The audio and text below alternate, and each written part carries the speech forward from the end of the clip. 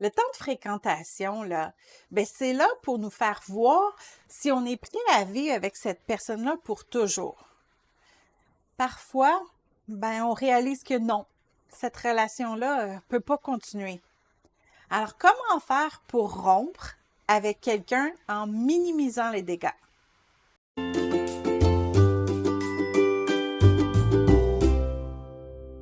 Eh oui, c'est dommage, mais toutes les histoires d'amour se terminent pas tout le temps par un mariage. C'est possible de passer quelques jours, quelques semaines, même plusieurs mois à fréquenter quelqu'un pour se rendre compte qu'on ne pourra jamais vivre à côté de cette personne-là au quotidien. Même si elle est chrétienne, qu'elle est en feu pour Dieu, si vous devez tout le temps faire des compromis pour la satisfaire, vous savez que ça ne va pas pouvoir durer. Vous pouvez peut-être avoir des visions complètement opposées. Lui, il a le désir d'ouvrir une église en Afrique. Puis vous avez à cœur les enfants du nord du Québec. Ou elle a grandi dans un milieu chrétien charismatique. Elle croit dans les miracles, dans le parler en langue. Puis vous êtes plutôt du genre rite solennel et moments de méditation silencieuse. Oui, vous partagez la même foi, le même amour pour Dieu, mais vous avez des personnalités incompatibles. Ça se peut. Et il est toujours mieux de vous en rendre compte avant de vous marier. Parce qu'après le mariage, il va être trop tard pour rompre la relation. Une fois que vous avez bien réfléchi à la situation et que le Saint-Esprit vous a confirmé que oui, vous ne devriez pas marier cette personne, vous devez rompre la relation. Il faut savoir que chaque rupture crée des blessures. Mais oui, ça va être difficile pour l'autre personne d'entendre vos conclusions. Mais vous pouvez quand même minimiser les dégâts en suivant ces quelques conseils. Ne le faites pas sous l'influence de la colère. Quand nos passions sont opposées, il est fort probable qu'on va avoir des disputes ou qu'on va avoir des débats très intenses. C'est pas quand on est en colère contre l'autre personne qu'on doit annoncer notre rupture. Il faut d'abord amener notre colère à Dieu, laisser Dieu purifier notre cœur et une fois qu'on est en paix, c'est là qui est un meilleur moment pour mettre les cartes sur la table.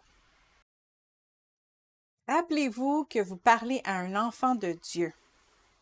Même si cette personne n'est pas compatible avec vous, ça ne veut pas dire qu'elle n'est pas compatible avec personne. Cette personne, elle est aimée, elle est choisie de Dieu et vous devez donc la traiter avec tout le respect que vous devez à vos frères et sœurs dans le Seigneur. Donc, refusez de parler en mal contre cette personne après votre relation. Bon, elle n'était pas compatible avec vous d'un point de vue marital, mais ça diminue en rien sa valeur aux yeux de Dieu. Faites-le rapidement. Étirez pas la relation pendant des mois et des mois, juste au cas où cette personne changerait avec le temps. C'est sûr que vous ne devez pas rompre dès le premier conflit, évidemment. Mais quand les disputes se multiplient, forcez-vous pas dans une relation avec quelqu'un. Et plus vous attendez pour rompre la relation, plus la blessure va être grande. Faites-le complètement. Si vous décidez de terminer la relation, faites-le complètement. Entrez pas dans la zone, là, on va rester amis. Parce que honnêtement, là, généralement, c'est un mensonge. Et dire ça à quelqu'un, ça lui laisse parfois l'espoir que peut-être vous allez revenir avec. Et ça, c'est pas gentil non plus. Faites-le. Soyez pas des lâches. Il y a certaines personnes qui veulent pas rompre. Alors, ce qu'ils font, c'est qu'ils arrêtent de retourner les appels. Ils répondent plus aux messages. C'est comme s'ils avaient disparu de la surface de la Terre. Ça, c'est une attitude très lâche et irrespectueuse. Prenez votre courage à deux mains et faites ce qui doit être fait. Vous allez vous sentir beaucoup plus libre par après. Finalement, gardez en tête que c'est pas parce que cette relation n'a pas fonctionné que vous allez rester seul à jamais. Appréciez les bons moments que vous avez vécus avec cette personne. Prenez un temps pour regarder les torts que vous avez commis et réfléchissez à ce que vous allez faire de mieux dans la prochaine relation. Prenez le temps de peut-être réévaluer votre liste de critères et de remettre vos priorités dans le bon ordre. Ne vous remettez pas tout de suite en mode recherche.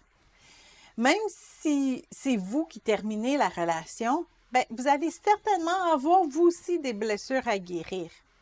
Il faut également éviter de remplacer un partenaire par un autre parce que ce serait un peu injuste pour le remplaçant qui serait constamment sous les feux de la comparaison. N'oubliez pas que seul Dieu peut combler notre vide, notre solitude. Alors, ça ne sert à rien de se précipiter dans une autre relation tant que ce fait-là n'est pas établi dans notre cœur.